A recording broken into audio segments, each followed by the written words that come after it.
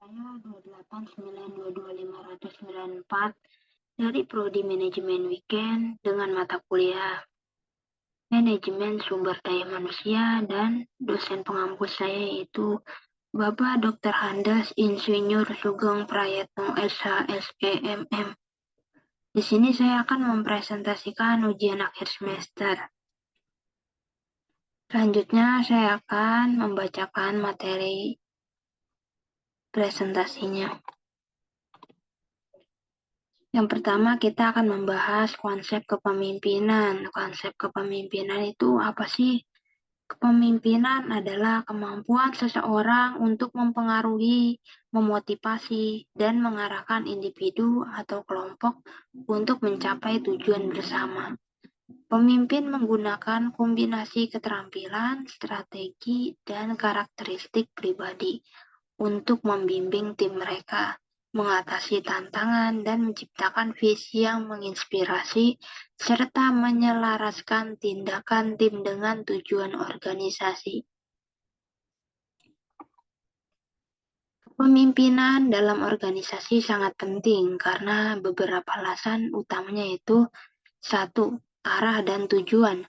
Pemimpin menetapkan visi dan misi yang jelas, memberikan arah yang harus diikuti oleh seluruh anggota organisasi untuk mencapai tujuan bersama.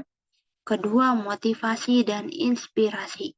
Pemimpin yang efektif dapat memotivasi dan menginspirasi anggota tim untuk bekerja lebih keras, meningkatkan produktivitas dan komitmen.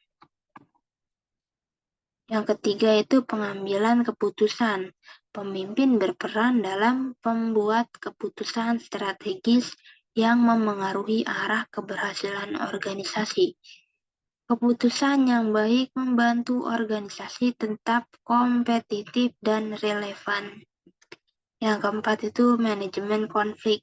Pemimpin membantu menyelesaikan konflik dalam tim dengan cara yang konstruktif, memastikan bahwa perbedaan pendapat tidak menghalangi kerjasama dan efisiensi.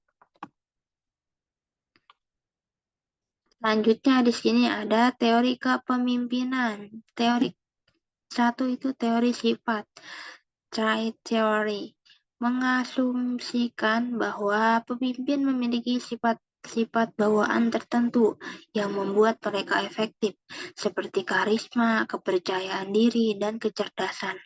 Yang kedua, teori perilaku. Fokus pada tindakan dan perilaku pemimpin daripada sifat bawaan. Menurut teori ini, kepemimpinan yang efektif dapat dipelajari dan dikembangkan melalui pengalaman dan pelatihan. Yang ketiga itu ada teori kontingensi, menyatakan bahwa kepemimpinannya efektif tergantung pada situasi tertentu. Misalnya apa, gaya kepemimpinan yang berhasil dalam satu situasi mungkin tidak efektif dalam situasi lain. Yang keempat ada teori situasional. Mirip dengan teori kontingensi, teori ini menekankan bahwa pemimpin harus menyesuaikan gaya mereka berdasarkan tingkat kesiapan dan kompetensi pengikut mereka. Next, ada gaya kepemimpinan. Satu, kepemimpinan autokratis atau autokratis leadership. Pemimpin membuat semua keputusan tanpa input dari anggota tim. Cocok untuk situasi yang membutuhkan keputusan cepat dan tegas. Yang kedua, kepemimpinan demokratis atau demokratis leadership. Pemimpin melibatkan anggota tim dalam proses pengambilan keputusan, meningkatkan rasa memiliki komitmen anggota tim serta mendorong kreativitas dan inovasi. Yang ketiga itu ada kepemimpinan laissez-faire. Pemimpin memberikan kebebasan penuh kepada anggota tim untuk membuat keputusan.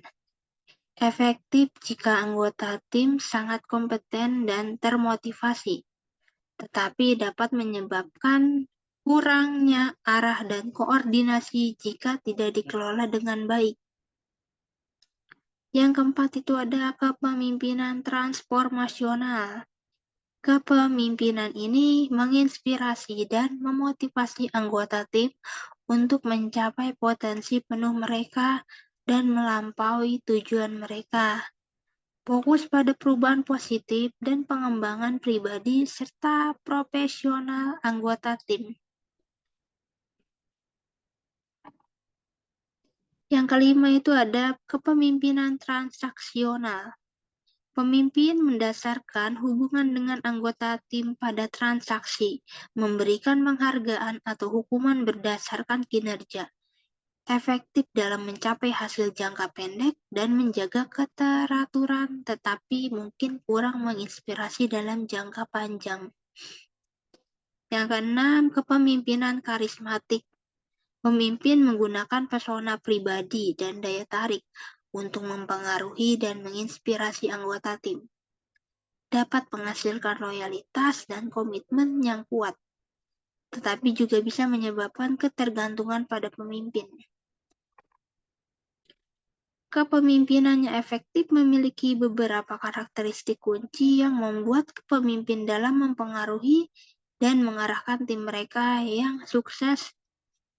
Satu itu ada visi yang jelas. Pemimpin memiliki visi yang jelas dan mampu mengkomunikasikannya kepada tim. Visi ini memberikan arah dan tujuan yang akan dicapai bersama. Yang kedua, kemampuan komunikasi. Pemimpin yang efektif dapat berkomunikasi dengan jelas, mendengarkan secara aktif, dan memberikan umpan baik yang konstruktif.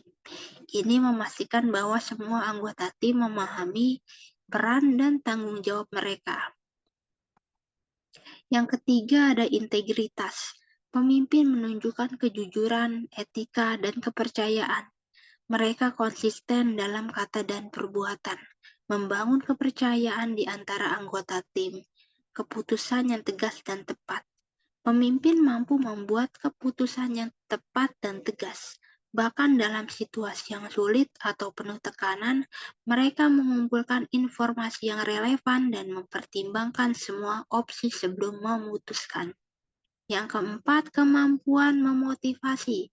Pemimpin yang efektif dapat menginspirasi dan memotivasi anggota tim untuk bekerja dengan semangat dan dedikasi. Mereka mengenali pencapaian individu dan tim, memberikan pujian dan penghargaan yang pantas. Yang kelima itu ada empati. Pemimpin menunjukkan pemahaman dan kepedulian terhadap perasaan dan kebutuhan anggota tim. Mereka juga menciptakan lingkungan yang suportif dan inklusif. Yang keenam ada adaptabilitas. Pemimpin yang efektif mampu beradaptasi dengan perubahan dan fleksibel dalam pendekatan mereka. Mereka siap menghadapi tantangan baru dan mengubah strategi jika diperlukan. Next, di sini ada studi kasus yang tentang kepemimpinan. Itu studi kasusnya level 1, Steve Jobs. Latar belakangnya itu Steve Jobs adalah salah satu pendiri Apple Inc. dan dikenal sebagai inovator dan visioner dalam industri teknologi. Jadi Steve Jobs ini mempunyai pendiri Apple. Gaya kepemimpinannya itu visioner dan karismatik. Jobs memiliki visi yang jelas untuk Apple, yaitu mengubah cara orang berinteraksi dengan teknologi. Ia juga mampu menginspirasi dan memotivasi timnya untuk berbagi visi ini. Yang kedua itu ada transformasional, yang dari gaya kepemimpinannya. Jobs itu memimpin dengan cara menginspirasi dan mendorong karyawan untuk melampaui batasan mereka. Ia menciptakan budaya inovasi dan kreativitas. 3. Perfeksionis. Jobs dikenal memiliki standar tinggi dan perhatian terhadap detail. Ini terlihat dalam produk-produk Apple yang terkenal karena desain dan kualitasnya. Jadi Jobs ini mempunyai banyak gaya kepemimpinannya karena dia pendiri Apple. Kepemimpinan memainkan peran.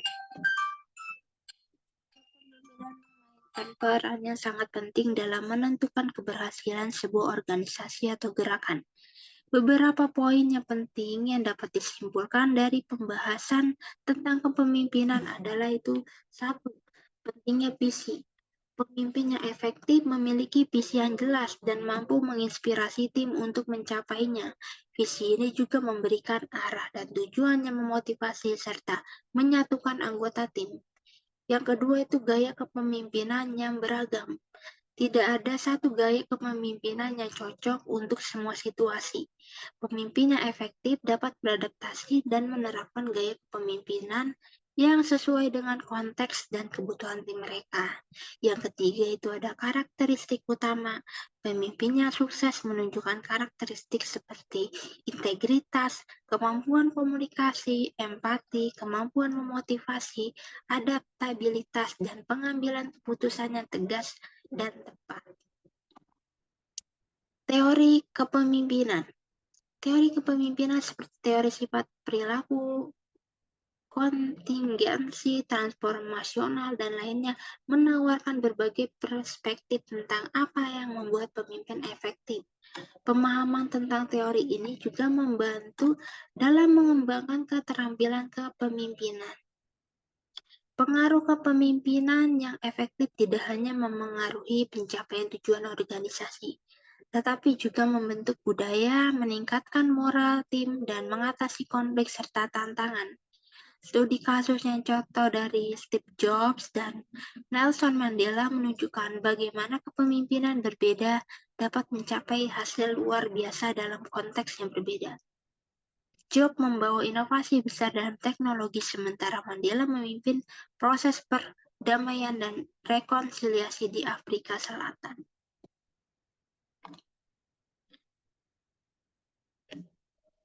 Baik, sekian dan terima kasih presentasi dari saya. Saya ingin mengucapkan terima kasih. Billahi taufiq wal hidayah. Wassalamualaikum warahmatullahi wabarakatuh.